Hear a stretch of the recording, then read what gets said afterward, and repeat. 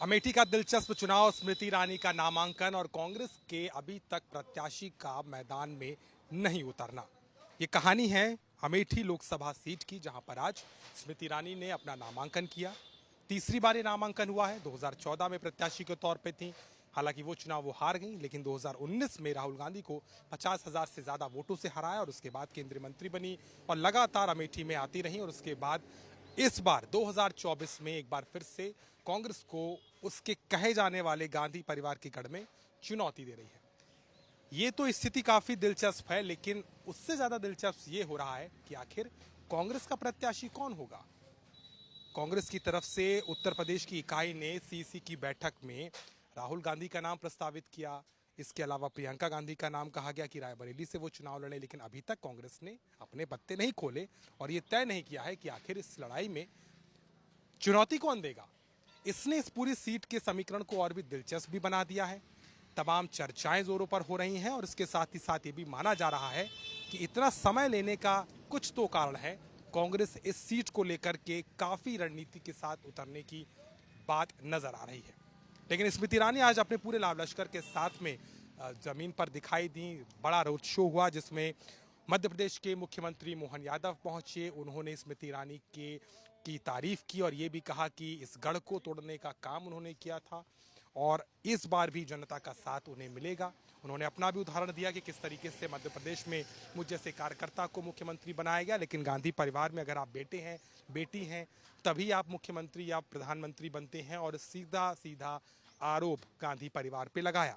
लेकिन अमेठी की कहानी में अभी तक देखा जाए तो कांग्रेस की स्थिति फिलहाल पशोपेश में है। दूसरी तरफ कांग्रेस का जो नेतृत्व स्थानीय वो तैयारी कर रहा है। बाकायदा केवल नाम की चर्चा ही नहीं है, अंदर खाने भी इसकी तैयारी चल रही है और ये माना जा रहा है कि इसका ऐलान 1 से 2 दिन में हो जाएगा।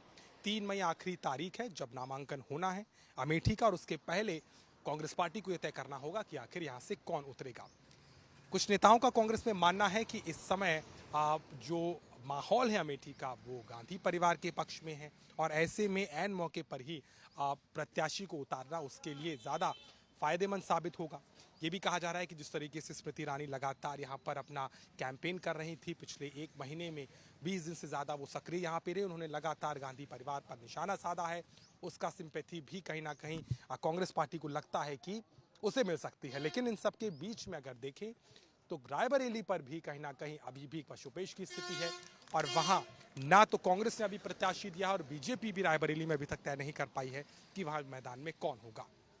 अमेठी 18 लाख के ज्यादा वोटर वाली सीट पर दावा कर रही है बीजेपी की इकाई की 5 लाख का ये आंकड़ा इस बार होगा, यानी 50,000 से 10 गुना ज्यादा। लेकिन इस लड़ाई में आंकड़ा तभी 5 लाख पड़ जाएगा जब कांग्रेस की स्थिति साफ हो और माना जा रहा है कि राहुल गांधी इस सीट पर उतर सकते हैं और इसको लेकर के तैयारी भी हो रही है। सीसी की बैठक में नाम प्रस्तावित भी हो गया है, केवल इंतजार हो रहा है मल्लिकार्जुन खड़गे जो कि राष्ट्रीय अध्यक्ष हैं कांग्रेस पार्टी के, उनके विचार का।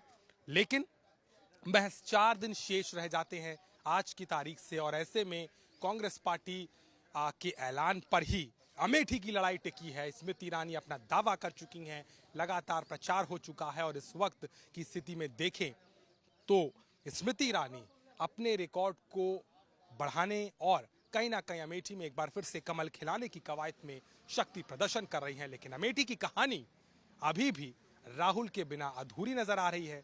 गांधी परिवार का जिक्र हो रहा है और जनता इस बात को लेकर के चर्चा भी कर रही है, उम्मीद भी कर रही है कि आखिर कांग्रेस से कौन यहां उतरेगा जो अमेठी में स्मृति ईरानी को चुनौती दे पाए या एक बार फिर से अमेठी स्मृतिमय होती नजर आएगी। अमेठी से कैमरामैन गौरव के साथ अभिषेक मिश्रा, चुनाव आज तक।